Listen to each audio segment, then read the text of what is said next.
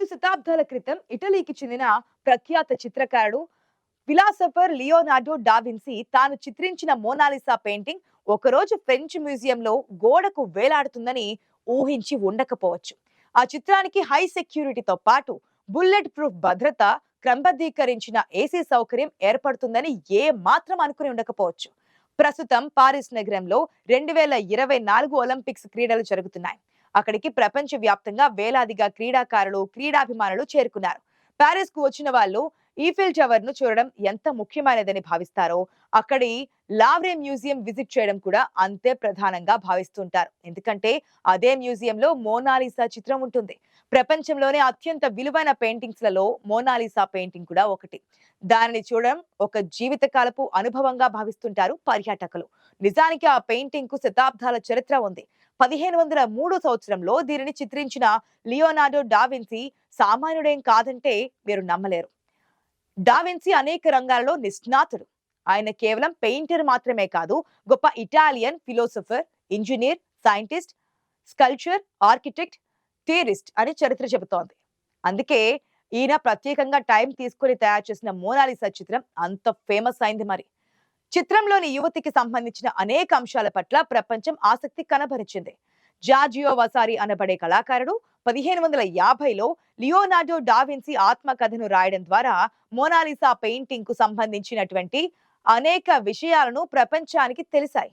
DaVinci రూపొందించినటువంటి ఈ చిత్రానికి model ఇటలీకి చెందినటువంటి ఒక సిల్క్ వ్యాపారి భార్య అని వసారి తెలిపారు.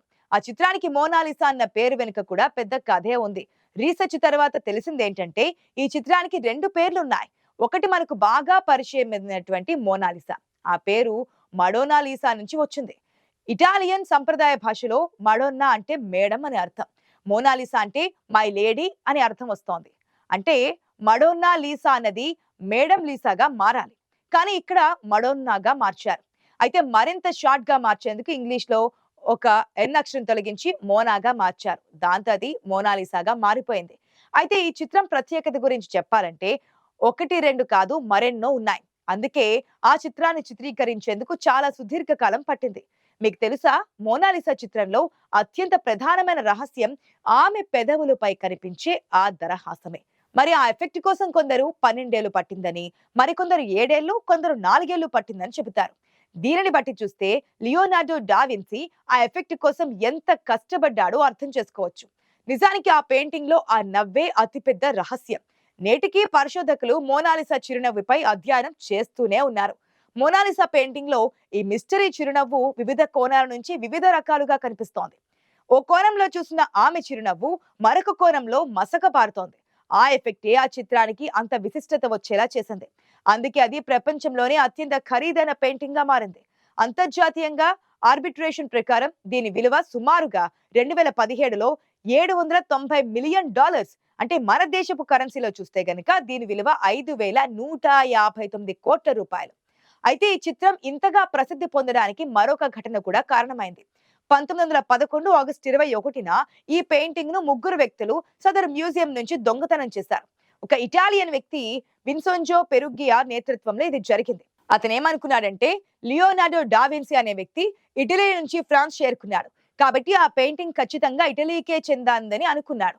ఓ దుప్పట్లో పెయింటింగ్ ను చుట్టుకొని తెల్లవారి రైల్లో ఇటలీకి చేర్చాడు. కానీ దానిని ఆ తర్వాత ఎక్కడ పెట్టాలో అర్థం కాలేదు. ఓ 2 సంవత్సరాలు దాన్ని ఇంట్లోనే దాచేశాడు. ఆ తర్వాత దానిని అమ్మేద్దామని ఒక యాంటిక్స్ వ్యాపారి వద్ద అమ్మకానికి పెట్టాడు. అప్పటికే దాని గురించిన వార్త ప్రపంచమంతా తెలిసిపోవడంతో ఆ వ్యక్తి దొరికిపోయాడు. 6 నెలలు జైలు శిక్ష కూడా అనుభవించాడు.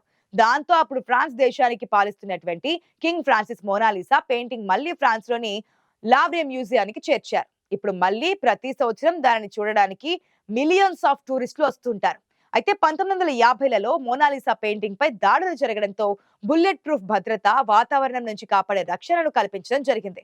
2000 సంవత్సరంలో Harvard neuroscientist Mona Lisa painting పై పరిశోధన చేసిన తర్వాత మోనాలిసా చిరునవ్వు అన్నది చూసేవారి మనస్తత్వాన్ని బట్టే ఉంటుంది. మీరు మోనాలిసా పెయింటింగ్ ను చూసినప్పుడు మీరు సంతోషంగా ఉంటే మీరు మోనాలిసా నవ్వుతూ కనిపిస్తోంది. మరోవైపు మీరు విచారంగా ఉంటే అప్పుడు మోనాలిసా చిరునవ్వు మసకబారిపోయి విచారంగా కనిపించడమే ఇక్కడ ప్రత్యేకత. మరో పరిశోధన మేరకు లియోనార్డో రూపొందించిన పెయింటింగ్ ఆయన తన రూపానే చిత్రీకరించారని చెబుతున్నారు. ఈ పెయింటింగ్ లో లియోనార్డో తనను తాను శ్రీగా పెయింటింగ్ చేసుకున్నాడని చెబుతున్నారు. నిజానికి ఈ 500 సంవత్సరాల క్రితం పెయింటింగ్ లో ఇంకా తెలియని రహస్యాలు మరెన్నో ఉన్నాయని పరిశోధకులు చెబుతున్నారు. అందుకే ఇది ప్రపంచంలోనే అత్యంత రహస్యమైన ఖరీదైన పెయింటింగ్ అని చెబుతున్నారు చరిత్రకారులు. నిజానికి లియోనార్డో డావిన్సీ ఈ చిత్రాన్ని తను పూర్తి చేయలేకపోయారు. అనారోగ్యం కారణంగా అతని మరణం తర్వాత 1519లో అతని సహచరులు పూర్తి చేశారు. ఇది ఓ ప్రత్యేకమైన కర్ర కాన్వాస్ పై ఆయిల్ పెయింటింగ్ తో చిత్రీకరించారు. ఈ పెయింటింగ్ కూడా అంత పెద్దదిగా ఏమీ ఉండదు. ఆ పరిమాణం 30 అంగుళాల పొడవు నుంచి 21 అంగుళాల వెడల్పుతో ఉంటుంది. పెయింటింగ్ 8 కిలోల బరువుతో ఉంటుంది. ఆ సమయంలో లియోనార్డో డావిన్సీ విద్యార్థిగా ఉన్న ఫ్రాన్సిస్కో మెల్జీ అనే పెయింటర్ సరిగ్గా మోనాలిసా లాంటిదే మరొక పెయింటింగ్ ని కూడా గీశాడని చెబుతూ ఉంటారు.